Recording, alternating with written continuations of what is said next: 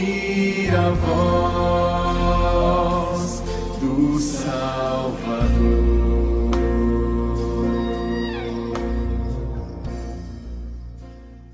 Amém, queridos. Vamos orar mais uma vez. Deus, obrigado por essa noite, por esse momento. Que o Senhor fale conosco através da tua palavra. Que nada que não seja da tua vontade prevaleça entre nós aqui. E que tudo que é do Marcel diminua, desapareça. E que tenha evidência apenas a tua palavra e aquilo que o Senhor tem para a gente esta noite. Em nome de Jesus. Amém. Pessoal, como foi apresentado, eu sou Marcel, é uma honra estar aqui com vocês nesse final de semana. Tenho sido muito bem hospedado num hotel super chique aqui próximo, um hotel administrado pelo Júnior e a Kilma, e estou muito bem recebido, meu quarto, quarto incrível, que foi doado para mim nesse final de semana. Obrigado pela hospitalidade dos irmãos, já fiz um tour aqui pela cidade, e eu retorno para minha terra, São Paulo. Hoje eu estou morando em São Paulo. Hoje ainda, 2 da manhã, eu devo estar partindo. Eu, como foi dito, trabalho numa organização chamada CAD, Centro de Assistência e Desenvolvimento Integral. É uma ONG evangélica que desenvolve projetos de desenvolvimento comunitário em comunidades pobres. O CAD existe há pouco mais de 20 anos. Nós começamos em 1994 na periferia de Curitiba, na cidade de Fazenda, Rio Grande, e hoje estamos em 12 cidades no Brasil, na região, desde aqui do lado em Ji-Paraná, tem uma operação, uma unidade pequena do CAD, até o sertão do Piauí, do Ceará, no Paraná, Santa Catarina, Rio de Janeiro, no Complexo da Maré, e alguns outros lugares que Deus tem permitido a gente ir e implantar unidades do CAD, servindo comunidades pobres em parceria com igrejas locais que desejam ser relevante em seu contexto. É isso que nós temos feito. A minha ministração rápida, eu quero compartilhar com vocês, tem a ver com a tentativa de responder por que a gente faz o que faz.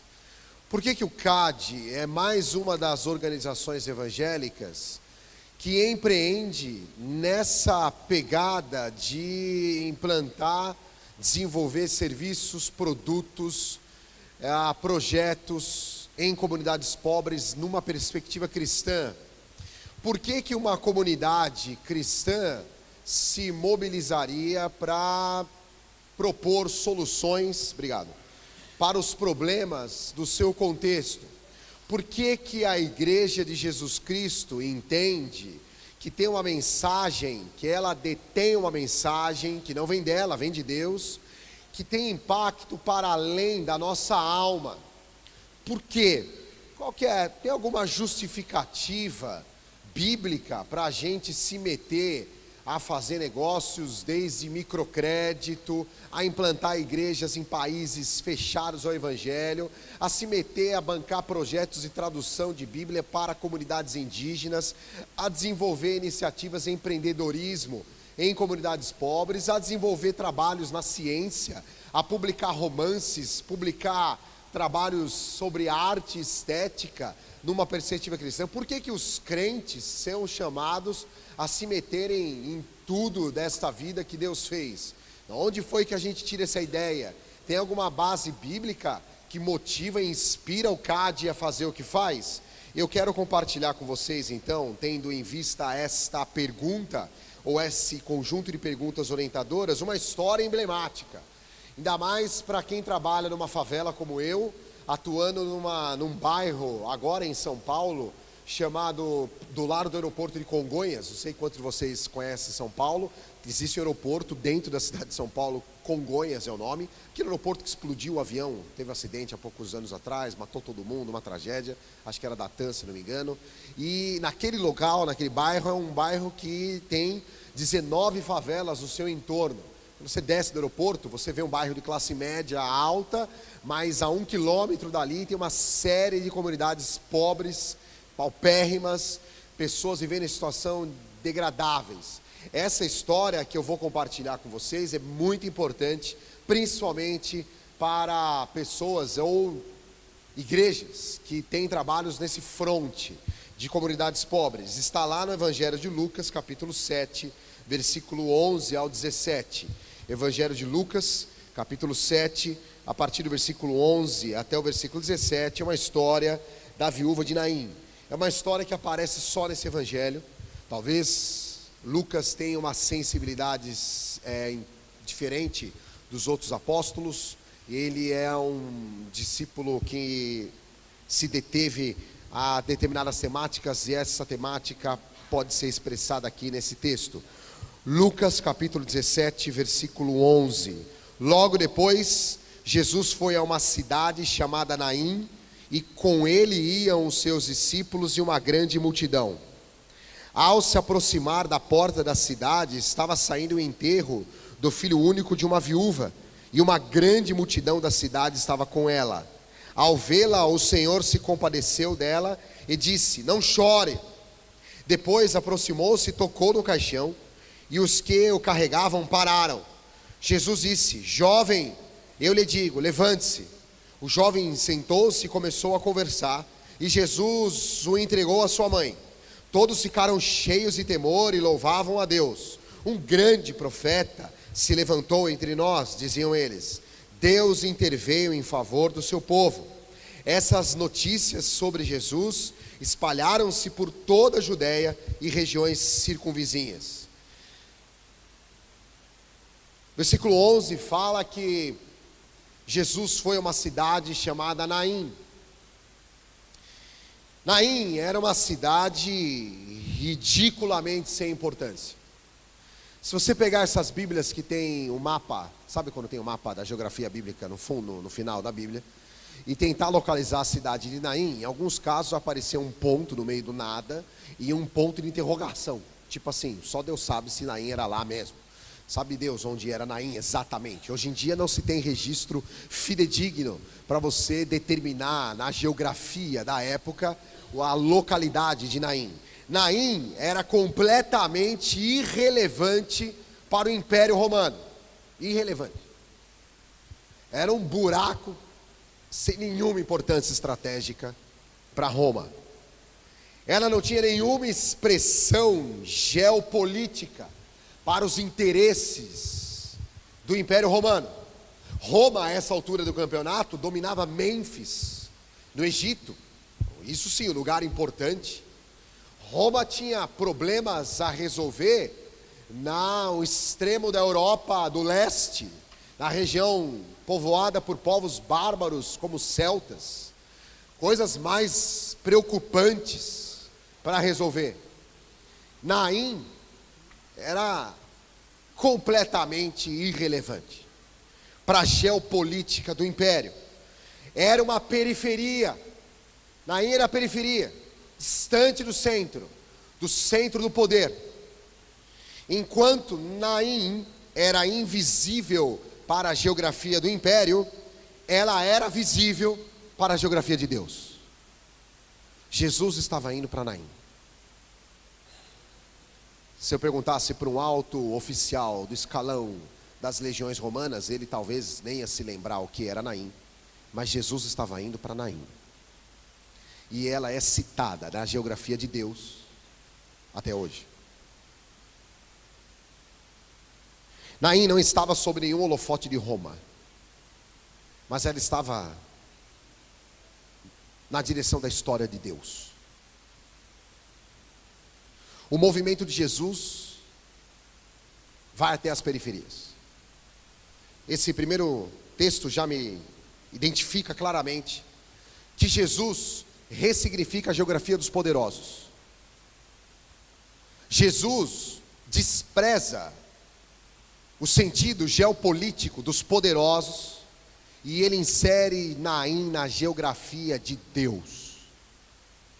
Ela pode ser periferia para Roma, mas está no centro do movimento de Jesus agora, nesse momento. Na segunda parte do versículo, diz que iam com ele os seus discípulos e uma grande multidão. Jesus estava andando para Naim, a multidão e os discípulos estavam lá perto dele. Então Lucas identifica, como várias outras passagens dos evangelhos, dois tipos de público no movimento de Jesus. Aqui temos identificado um público que Lucas denomina de multidão, tinha uma grande multidão. Tinha a multidão e o outro público que Lucas identifica como os discípulos. Não é pelo simples fato de estar num ambiente onde Jesus circula que faz a gente ser discípulo. Não. Não é porque Jesus estava lá e a gente está lá também, e a galera estava lá. Não é pelo simples fato de Jesus estar circulando e a gente estar no meio onde Jesus circula que a gente é identificado imediatamente como discípulo. Não, porque a multidão estava lá também. Multidão me lembra de medíocre, de média. É possível a gente estar numa relação medíocre com Jesus. Jesus está por lá, mas a gente também está, mas estamos aí, estamos na média, está entendendo? A gente está, estamos no meio do movimento. A gente está no movimento gospel, mas a gente é multidão. A gente não tem intimidade com esse Jesus, a gente é média. Às vezes você e eu frequentamos ali o movimento de Jesus, vamos na igreja, vamos na missa, a gente levanta a mão, abaixa a mão e tal, e fala o vocabulário dos crentes, e é média, medíocre.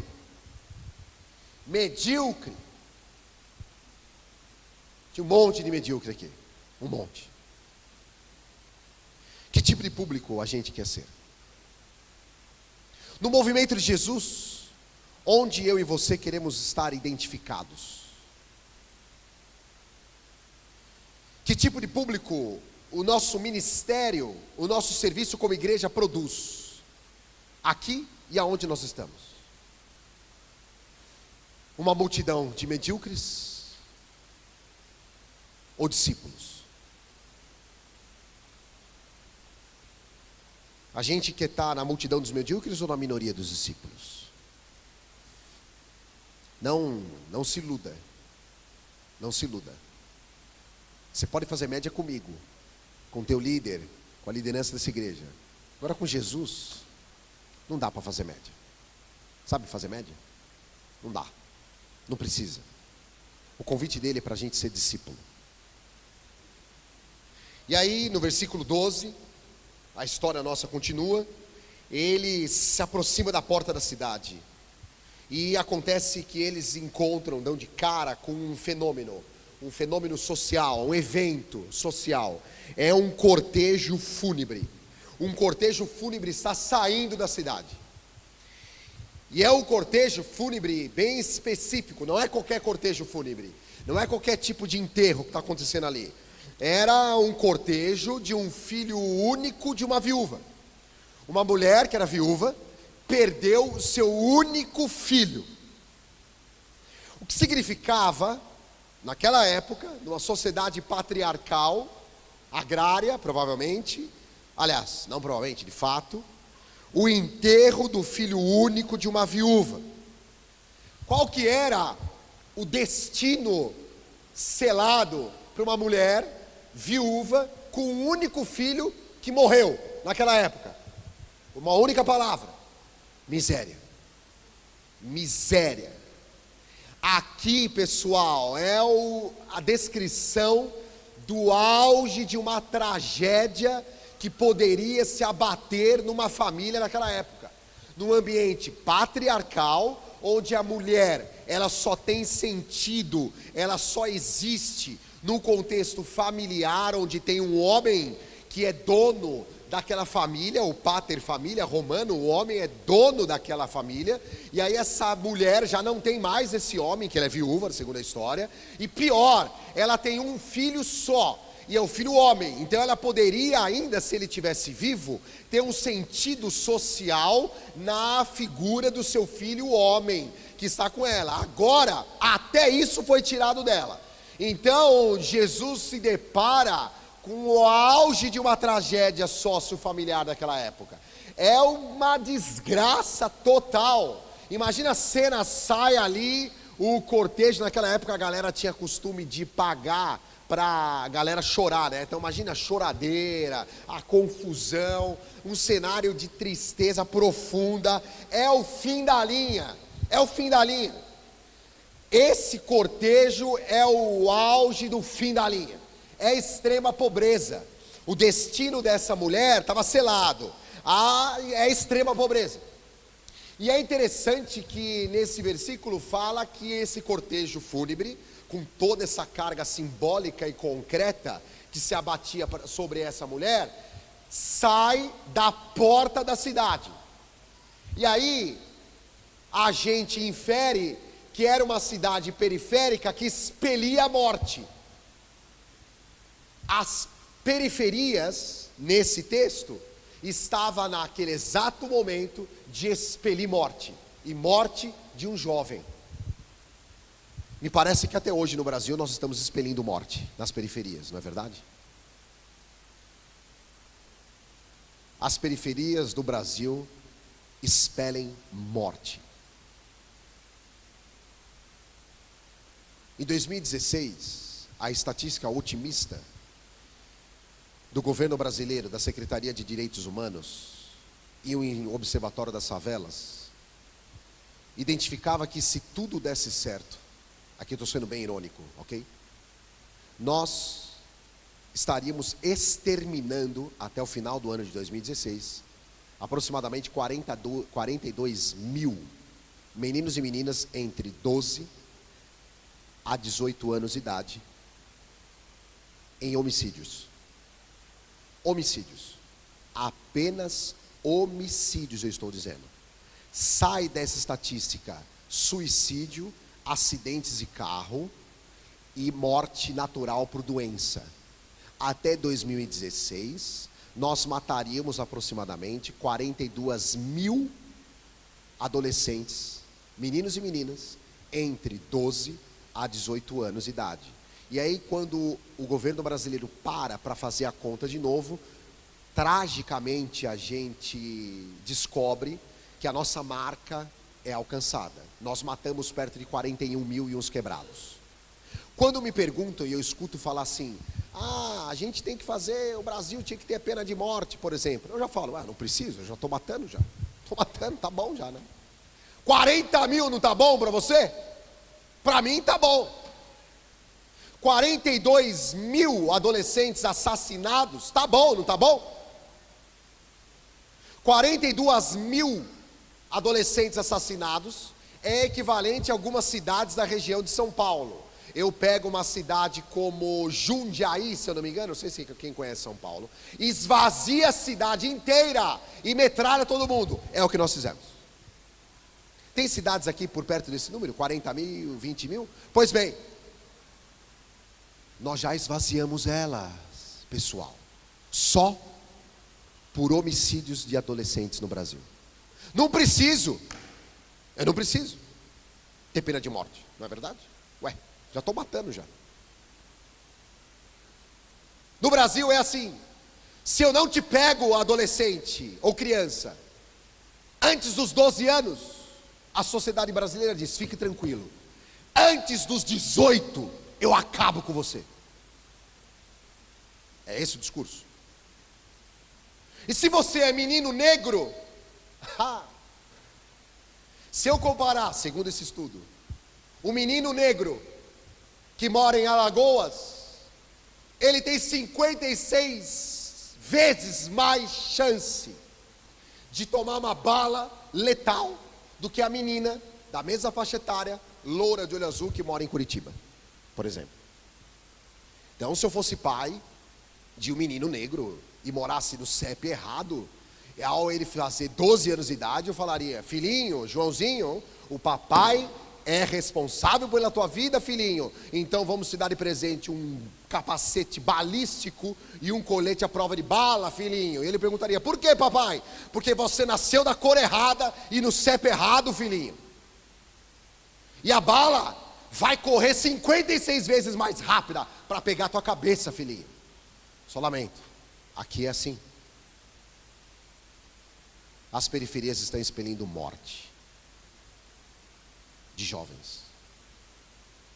E Naim também estava expelindo morte de jovens. O que as periferias estão expelindo na região de Porto Velho? Você que mora aqui. Qual é o cenário que eu olho e pergunto? Jovem, mulher, da periferia de Porto Velho, e aí? Jesus não teme as periferias. O movimento de Jesus não se acanha diante do que as periferias estavam expelindo. Ele não se intimida. Jesus vai até lá, no meio do cortejo. Versículo 13 mostra como Jesus é impactado por aquele cenário. Diz assim o Evangelho de Lucas: ao vê-la, o Senhor se compadeceu dela e disse: não chora. Ele vê e se compadece, porque Jesus é sensível à situação da mulher. Jesus não é cego em relação ao sofrimento, à pobreza, à miséria e à injustiça. Jesus não está insensível em relação às injustiças que assolam homens, mulheres, jovens, idosos em Porto Velho. Ele não é cego e insensível. Ele sabe muito bem. Jesus vê aquilo lá e se compadece. Os seguidores de Jesus em Porto Velho se compadecem também por aquilo que compadece o coração de Jesus? Porque Jesus se compadeceu. Ou a gente já se acostuma com o ambiente de morte? Jesus nunca se acostumou com a injustiça e a pobreza. Aquilo sempre é uma afronta para a pessoa de Deus. E aí Jesus é interpelado pelaquela situação, ele vê, ele se sensibiliza. E naquele contexto de silêncio, a morte é um silêncio profundo, ou uma linguagem filosófica alguém diria, há um silêncio ontológico na morte, e há mesmo. Jesus diz para a mulher: não chore. Não chore, mulher. Visualiza comigo a cena, o cortejo saindo, a galera chorando, um ritual de morte. Um ritual, o termo ritual nas ciências humanas é a reatualização, e nesse caso, uma reatualização da finitude humana. E Jesus entra nesse contexto, um círculo de morte vicioso, um silêncio sepulcral, e aí só tem choro lá. Jesus fala: não chore. Quando ninguém mais tinha o que falar para aquela mulher, só Jesus tinha o que dizer para ela: não chore. Quando todos os discursos a respeito da realidade se encerram, Jesus tem uma última palavra para a mulher, dizendo: não chore. Não chore. E quando Jesus fala para a mulher: não chore, esse não chore não é uma coisa assim despropositada ou fortuita. Ah, não chora. Sabe quando você dá um tapinha nas costas? Não fica triste não. Não, já vai passar. Como assim já vai passar? É a morte do filho único da viúva. Não é esse tom que Jesus está dizendo para ela: não chore, eu estou aqui com você e tal. Esse tom, não chore, Jesus está antecipando para ela uma realidade futura do reino de Deus, do consolo final que a gente encontra. O consolo de Jesus aqui é uma declaração radical.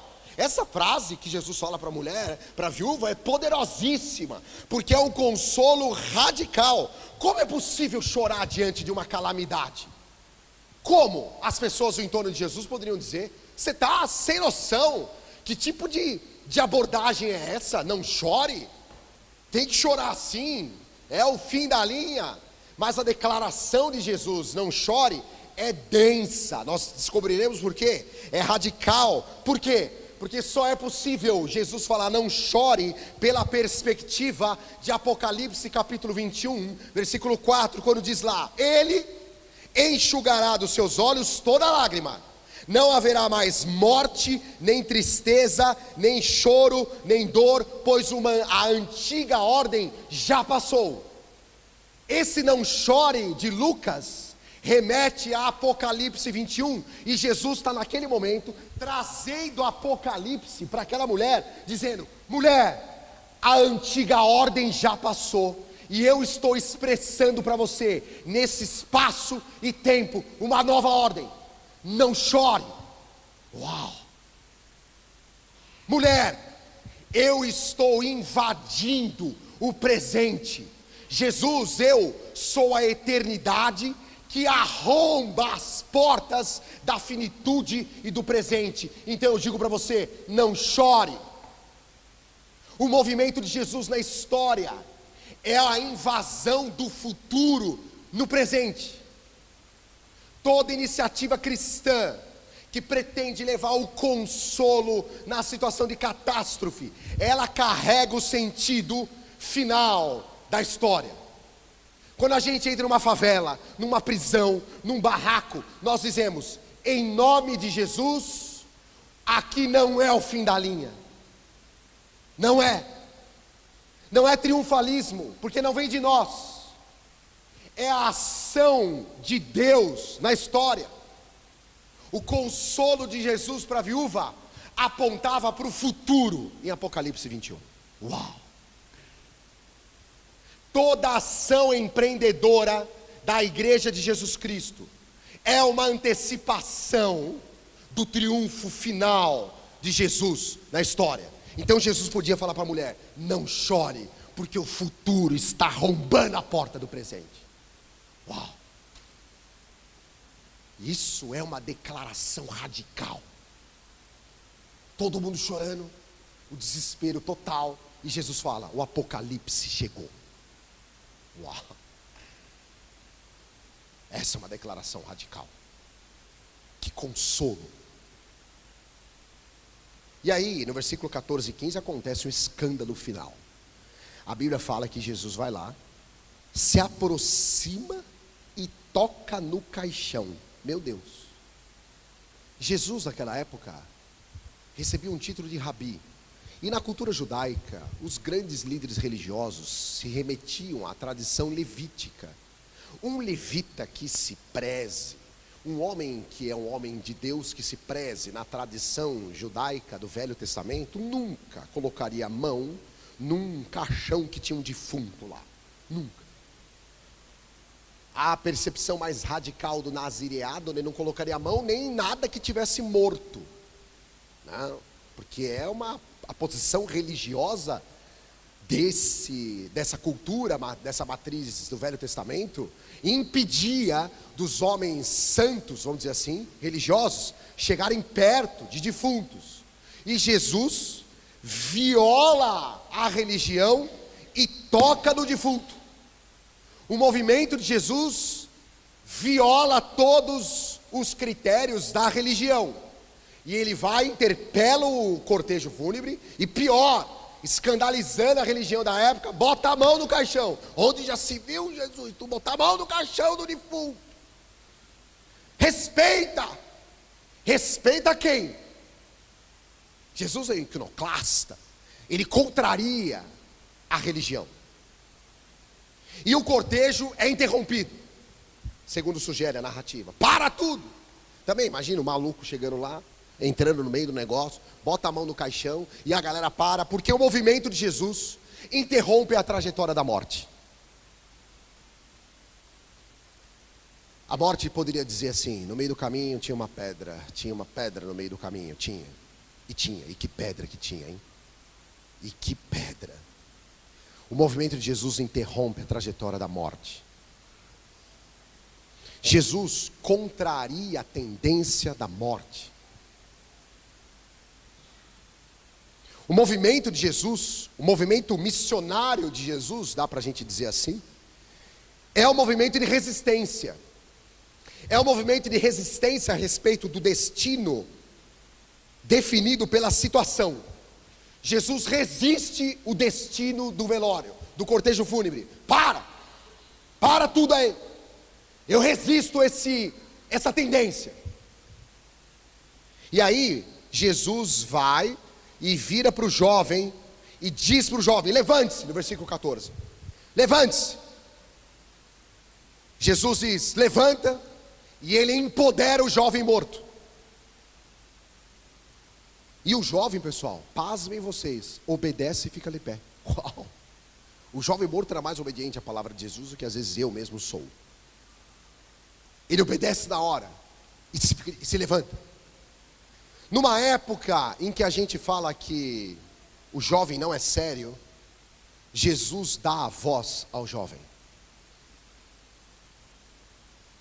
O evangelho de Jesus, segundo me sugere o versículo 14 e 15, o jovem se senta e começa a conversar, e Jesus entrega ele à sua mãe. O evangelho de Jesus desinfantiliza o pobre, o vulnerável, a criança, o adolescente, a mulher, o negro, o indígena. A palavra infantil, na língua portuguesa, a tradução, o significado da palavra infantil, é aquele que é desprovido de voz. Quando Jesus devolve vida ao jovem, e devolve o poder da fala ao jovem, Jesus desinfantiliza. A nossa ação, segundo o critério do movimento de Jesus, desinfantiliza as populações dita marginais e devolve voz para elas, para os indígenas, para os negros, para as crianças, para os adolescentes. Fala, homem! Jesus diz para o moleque. E aí Jesus faz um movimento impressionante. Ele devolve o filho para a mulher. E a gente conhece várias famílias que também são nessa situação, não é assim? Talvez o filho não esteja morto, mas não há mais nenhuma comunicação entre o adulto e o filho. Já viu alguma coisa assim? Já viu casamentos de viúvas de marido vivo? Ou de viúvos de esposa viva? Um silêncio de morte entre os adultos e a próxima geração? Entre os adultos, a criança, o adulto, o adolescente, o adulto e o jovem. Tem um silêncio de morte. Em São Paulo tem esse tipo de situação, não sei se Porto Velho tem. Um abismo geracional que é um cortejo fúnebre. E aí Jesus intervém e devolve a fala para que as duas gerações estabeleçam novamente o vínculo perdido. Jesus aqui reestabelece os vínculos familiares. É uma ação típica do movimento de Jesus. É isso que ele quer fazer. E aí no versículo 16, a galera fica impressionada. Todos ficam cheios de temor e louvam a Deus. Um grande profeta se levantou entre nós, dizem ele. Deus interveio em favor do seu povo. A missão, conforme o próprio versículo 16 identifica para a gente, é a intervenção de Deus na história. A história não está abandonada à sua própria sorte, não. Deus intervém na história em Jesus. E hoje nós somos herdeiros desse movimento de Jesus na história. Quando a gente fala sobre missões, que é o tema do nosso final de semana, nós estamos dizendo que você não está aqui nesse mundo sem propósito.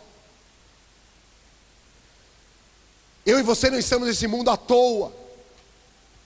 Deus está intervindo no mundo através da sua igreja e dos empreendimentos que a igreja deflagra na história.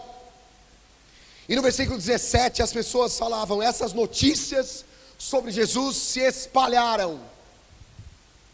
As boas novas do evangelho serão divulgadas de um jeito ou de outro. Você pode fazer parte disso.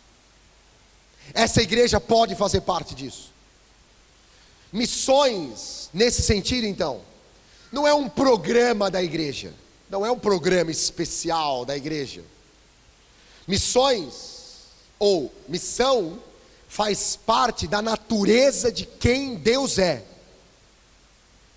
Logo, é por isso que a gente faz o que faz. Porque Deus é assim. Deus é assim. E aí eu encerro com 4 elementos da missão a partir da história do filho de Naim e de uma reflexão do livro Missão Transformadora. O primeiro elemento da missão que a gente pode extrair desse texto está sintetizado nessa frase. Primeiro, a comunidade, a igreja, também tem uma orientação voltada para fora. a igreja, se recusa a entender-se como um grupo sectário, um clube social. Ela está ativamente engajada numa missão dirigida às pessoas que ainda estão fora do âmbito do evangelho. E a vida inteira da igreja está ligada à sua vida externa. A igreja de Jesus se organiza, voltada para fora. Ela não é um clube, não. Ela está mais para uma frente de trabalho, para o público de fora. Igreja local é lugar de gente irrequieta, gente que não se aguenta. A gente tem que fazer alguma coisa. A nossa adoração reflete num serviço, numa noção obstinada de servir o outro. A igreja de Jesus, a vida dela é voltada para fora. Segundo elemento, a missão é feita no martírio. A história ali daqui é a história de Jesus. Jesus morre, você sabe disso. A missão não é feita sob holofotes, onde nossos próprios feitos são exibidos para a nossa glória. Não. A missão é feita sob a sombra da morte. Só se engaja na missão quem percebeu que já morreu para si. Quem já morreu para si mesmo. Ele consegue entregar 100% para a missão de Deus para ele. Seja onde você estiver. Na empresa, em casa, sei lá. O discípulo deve compartilhar o destino de seu mestre, dizia o David Bosch. Como Estevão e Tiago fizeram, eles foram mortos. Paulo e alguns outros apóstolos também compartilharam esse destino. Ainda assim, em Atos, isso não é registrado, mas sim apenas que eles vivem continuamente à sombra da morte. Missão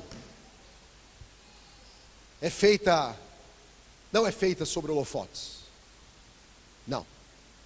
Não é para o nosso exibicionismo, é para a glória de Deus. Terceiro elemento.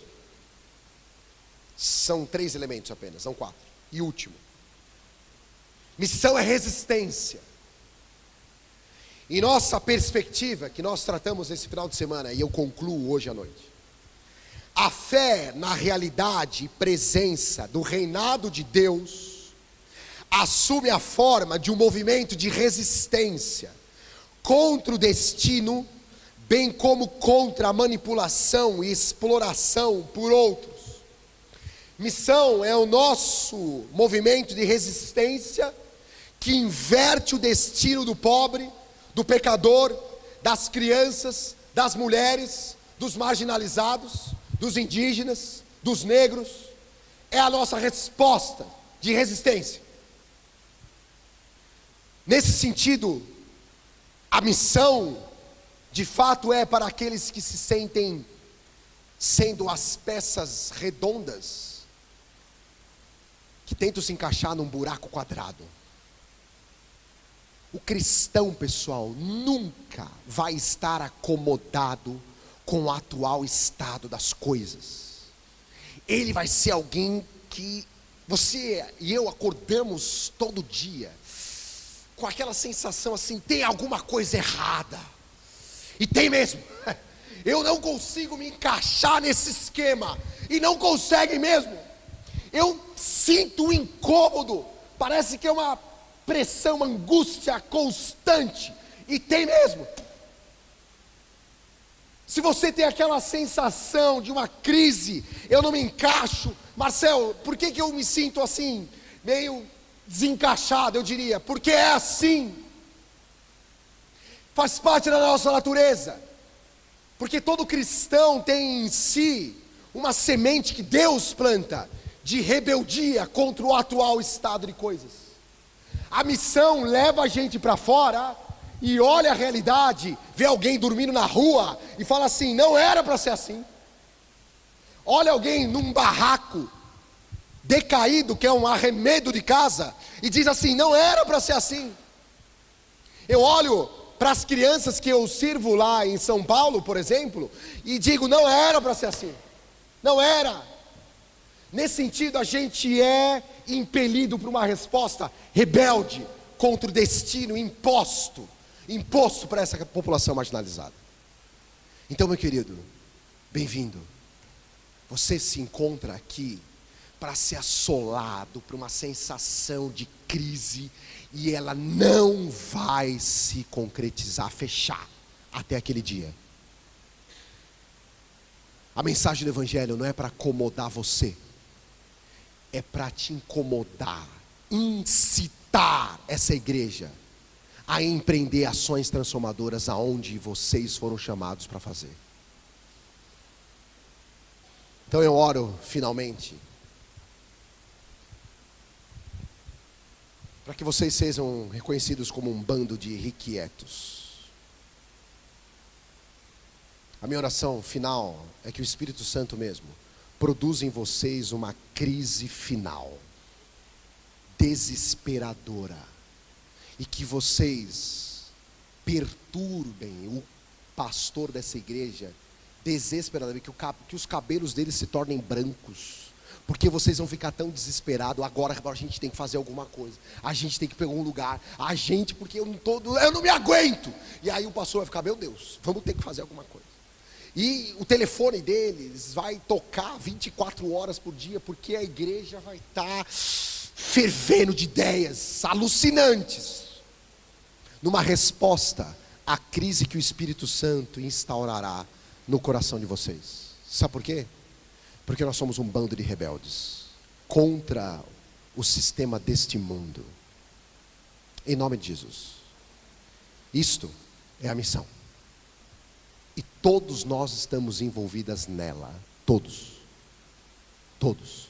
Onde você estiver, é a igreja de Jesus chegando. Amém, queridos? Podemos orar? Fique em pé, por favor. Acho que eu passei do tempo, mas ok.